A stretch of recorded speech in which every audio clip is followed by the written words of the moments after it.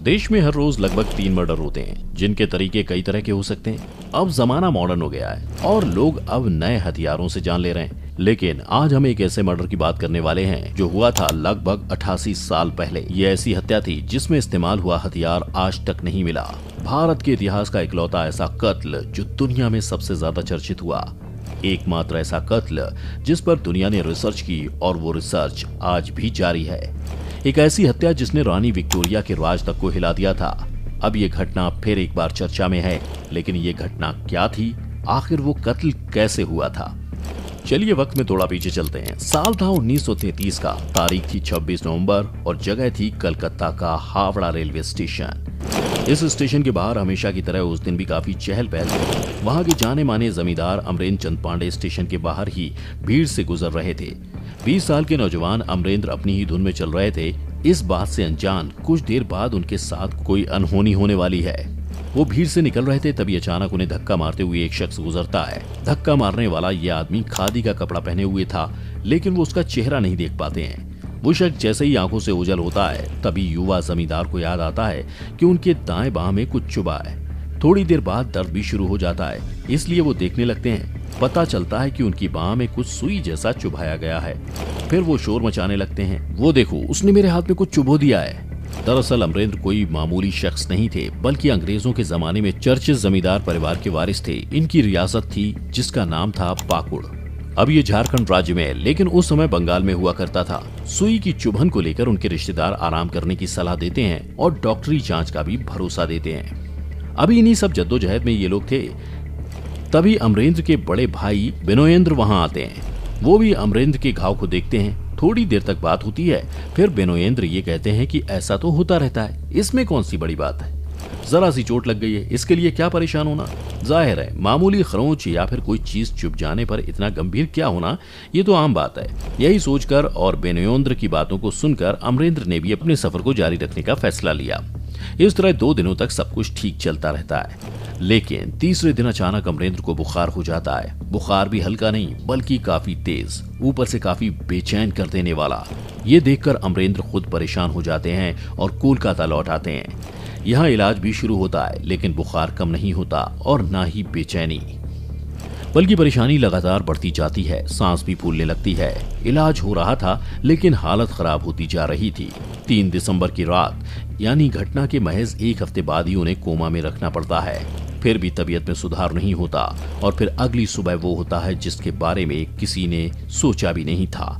4 दिसंबर की सुबह सबसे युवा जमींदार अमरेंद्र की मौत हो जाती है। अब शुरुआत में डॉक्टरों ने बताया कि अमरेंद्र की मौत निमोनिया की वजह से हुई। फिर भी जांच के लिए उनके खून का सैंपल पहले ही लैब भेजा जा चुका था। मौत के बाद जब उनकी रिपोर्ट सामने आई तो वो बेहद ही चौंकाने वाली थी। उस रिपोर्ट को देखकर जमींदार के परिवार के होश उड़ गए, क्योंकि मेडिकल रिपोर्ट के मुताबिक अमरेंद्र के ब्लड में यर्सिनिया पेस्टिस नामक जानलेवा बैक्टीरिया होने का पता चला था। ये वही बैक्टीरिया यानी जीवाणु था जिसकी वजह से भयानक महामारी प्लेग होती है। लेकिन सवाल ये था कि आखिर ये बैक्टीरिया अमरेंद्र के शरीर में कैसे आया? क्या वही सुई ने ही ये बैक्टीरिया तो नहीं डाला था?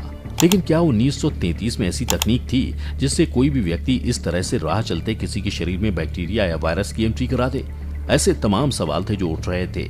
सवाल ये भी था कि प्लेग उन दिनों इतना फैला था, ऐसे में कहीं वही बीमारी तो नहीं हुई, ऐसी बीमारी जो चूहों और कीड़ों से इंसानों में फैलती है। इस महामारी का रौद्र रूप भारत ने 1896 से 1918 के बीच में देखा था। उस दौरान भारत और इसके आसपास के देशों में 1.25 करोड़ से ज्यादा लोगों की प्लेग से मौत हुई थी। इसके बाद साल 1929 से 1938 के बीच में प्लेग से मरने वालों की तादाद 5 लाख थी। लेकिन कलकत्ता में जमींदार अमरेंद्र की जब मौत हुई, उस समय और उससे 3 साल पहले तक प्लेग से उस इलाके में किसी की मौत नहीं हुई थी। ऐसे में सवाल उठ रहा था कि जब इस इलाके में प्लेग से किसी और की जान नहीं गई, तो सिर्फ अमरेंद्र को ही ये बीमारी कैसे हो गई? ये सवाल ऐसे थे जिसके जवाब उस समय की ब्रिटिश पुलिस के पास नहीं थे। इस मामले में मौत की कोई वजह पता नहीं चली तो पुलिस ने छानबीन शुरू की। इस दौरान पता चला कि जमींदार अमरेंद्र के पास अकूत संपत्ति थी, जिस पर काफी पहले से बिनोयेंद्र की टेढ़ी नजर थी। पूछताछ में ये भी पता चला कि कुछ साल पहले भी युवा जमींदार अमरेंद्र के साथ एक हादसा हुआ था, जिसमें चश्मे से उनके चेहरे पर खून निकल आया था, जिसके बाद कई दिनों तक वो बीमार रहे थे। जब ये हादसा हुआ तब बिनोयेंद्र भी वहीं था।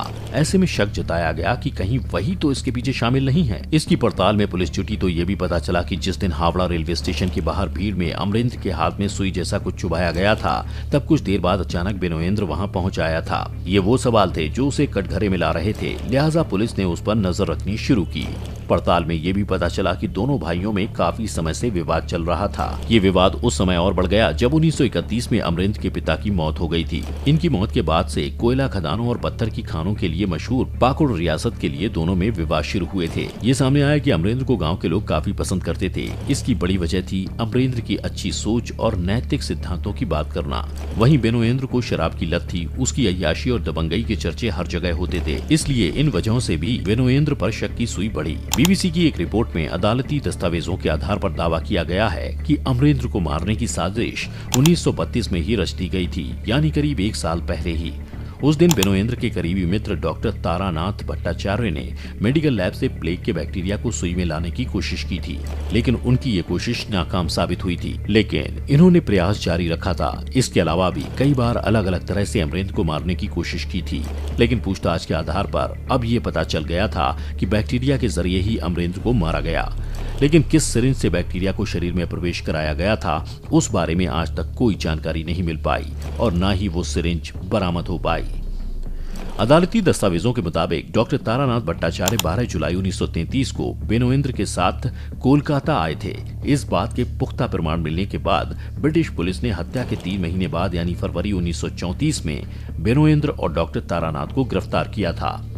पुलिस जांच अधिकारियों ने बेनोएंद्र की यात्राओं से जुड़े दस्तावेजों, बॉम्बे के होटलों के बिल, होटल के रजिस्टर में दर्ज उनकी लिखावट वाले कागजात, लैब को भेजे गए मैसेज और चूहे खरीदने वाली दुकानों की रसीदें भी मिली थीं, जिनके जरिए पुलिस ने सबूत जुटाए थे। इस केस में 9 महीने तक सुनवाई चली थी, जिसमें कोर्ट ने कहा था कि सबूतों से साफ होता है कि अभियुक्तों ने बॉम्बे स्थित अस्पताल से प्लेग बैक्टीरिया को चुराया था। इसके बाद उसे कोलकाता तक जिंदा लाया गया था। इस सुनवाई में बेनोएंद्र और डॉक्टर तारानाथ भट्टाचार्य के खिलाफ पता चला कि दोनों ने अमरेंद्र की हत्या कराने के लिए पैसे भी दिए थे। इसके लिए एक और व्यक्ति की भी मदद ली गई थी। इस केस में दोनों को मृत्यु दंड की सजा दी गई थी। हालांकि कलकत्ता हाईकोर्ट ने साल 1936 में इस मामले में दायर की गई अपील पर सुनवाई करते हुए सजा को कम करते हुए मृत्यु दंड को उम्र कैद में बदल दिया था। वहीं 2 अन्य डॉक्टरों को सबूतों के अभाव में बरी कर दिया गया था। इस मामले में सुनवाई करने वाले जज ने फैसला सुनाते हुए टिप्पणी की थी कि क्राइम हिस्ट्री का ये सबसे अलग एक खास केस है। ब्रिटिश राज में हुई इस अनोखी हत्या की चर्चा उस वक्त के दुनिया की मीडिया में तो हुई थी, लेकिन आज भी उस पर रिसर्च और चर्चा होती है। इसे कुछ मीडिया ने तो आधुनिक दुनिया में व्यक्तिगत बायो टेररिज्म की शुरुआत मानी थी। टाइम मैगजीन ने तो इसे जब मर्डर से हुई हत्या करार दिया था। आपको ये कहानी कैसी लगी हमें कमेंट में बताएं। वीडियो पसंद आई हो तो इसे लाइक और शेयर जरूर करें और चैनल को सब्सक्राइब करना ना भूलें।